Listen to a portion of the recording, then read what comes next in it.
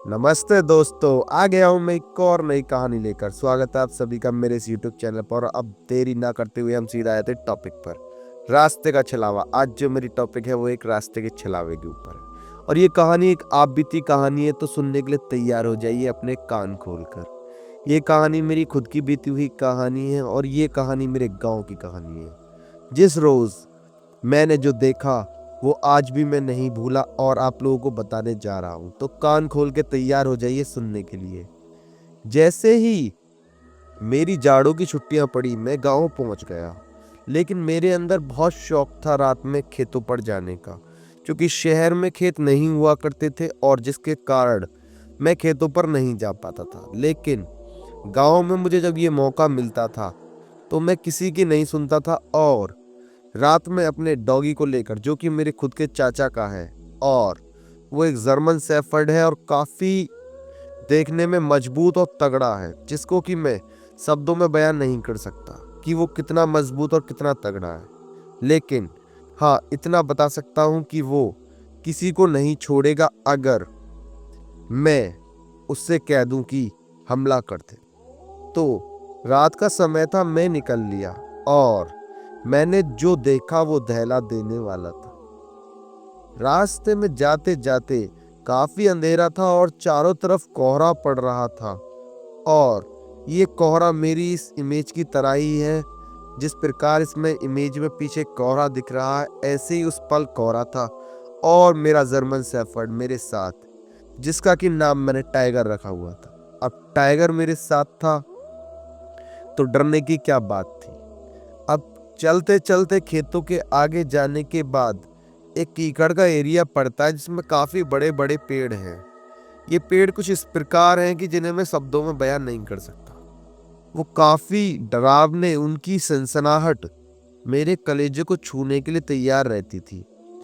अब मुझे उसी चीज में सुकून मिलता था और खुशी मिलती थी।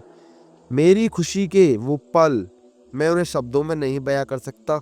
फिर जो हुआ, देखते देखते मैंने एक इंसान को देखा जो कि रूबरू मेरे जैसा दिख रहा था। उसने अपने तन पर कुछ कपड़े नहीं पहने हुए थे नीचे पैंट के अलावा, और वो आगे बढ़े आ रहा था। अब मैं अपने फोन में मसरूफ था और ना इधर देख रहा था ना उधर, बस चले जा रहा था। वो चलना मेरे दिल को दहलाने जैसा था, लेकिन मुझे क्या पता थी कि अब जो मेरे साथ होगा वो मैं कभी नहीं भूल पाऊंगा। तो दोस्तों, मैंने देखा कि वो आदमी, जो कि दूर से आदमी दिख रहा था, वो तो कुछ और ही दिव्य शक्ति थी, जो कि देखने में इतनी खौफनाक। उसके चेहरे पर जो निशान थे, ऐसे लग रहा था कि किसी ने उसके ऊपर हमला किया है और उसके शरीर पर बहुत सारे खूनों के निशान थे। वो देखकर मैंने कहा, अरे भाई साहब, क्या हो गया तुम्हें? उसने कुछ नहीं देखा और मुझसे कहने लगा कि अभी बताता हूँ तुझे। मैंने कहा, हाँ भाई साहब बताओ, क्या हुआ तुम्हें? उसने मेरे ऊपर हमला बोल दिया। जैसे ही उसने मेरे ऊपर हमला बोला, मैं चीख उठा और चिल्ला उठा। उसके वो खौफनाक नाखून मेरे शरीर को फाड़ने के लिए बिल्कुल तैयार थे। पर वो कहते हैं ना, वक्त वक्त की बात होती है। मेरा टाइगर मुझसे थोड़ी दूर जा चुका था। मैंने टाइगर को आवाज मारा और टाइगर भागा भागा आया। जैसे ही टाइगर मेरे पास पहुंचा, मेरी नजर टाइगर की तरफ गई और जैसे ही मैंने उस आदमी को देखा तो वो वहां से गायब हो गया।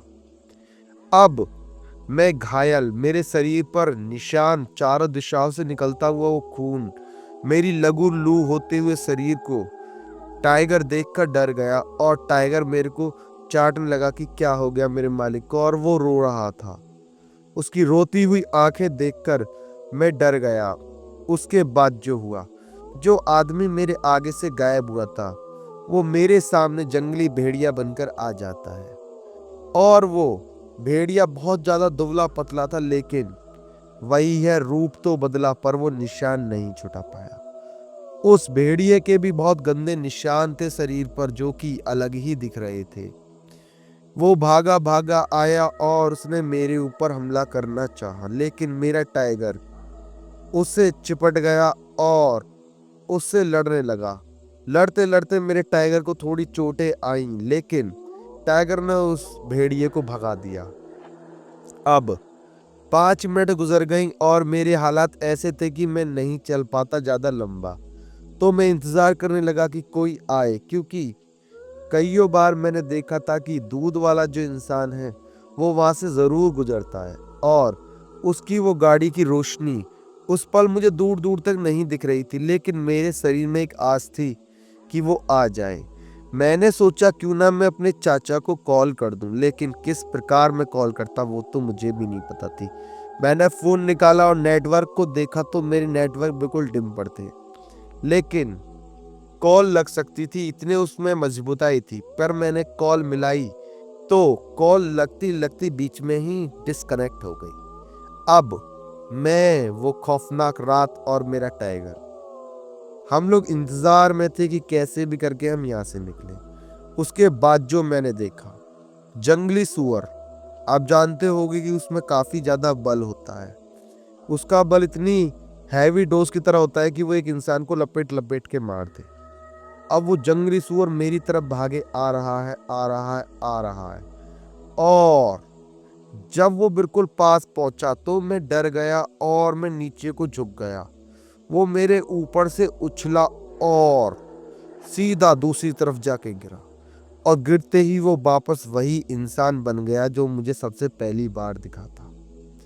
उस चीज को मेरी देख कर रूह कांप गई और सहम सी गई कि ये क्या है, ये आखिर चीज क्या है जो कि इतनी खौफनाक है।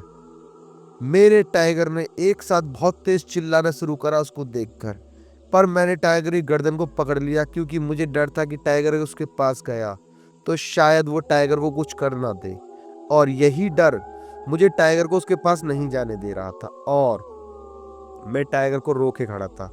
अब वो खड़े होके मुझे देखे जा रहा है, उसके वो खौफनाक दांत, लेकिन मैं भी किसी से कम नहीं था, और मैं काफी जोरों से चिल्लाने लगा, चिल्लाने लगा, चिल्लाने लगा।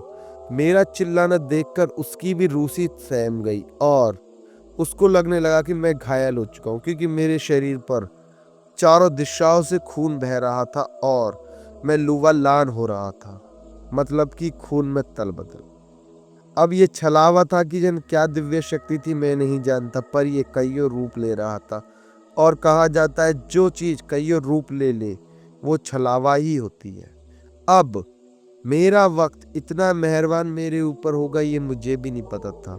मेरे पीछे से एक साथ रोशनी आती है, और रूबरू इस पिक्चर की तरह मेरे पीछे से जो गाड़ी आ रही है उसकी रोशनी मुझे बचा लेती है, और वो छलावा मेरी आंखों के आगे से गायब हो जाता है।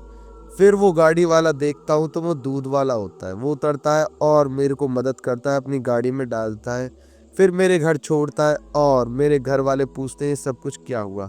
मैंने अपनी सारी कहानी उनको बताई। उसके बाद आज मैं कहानी यहाँ सुना रहा हूँ। उम्मीद करता हूँ ये कहानी आपको पसंद आई होगी। आप मुझे प्यार दोगे तो लाइक करे बिना जाइएगा ना। Love you.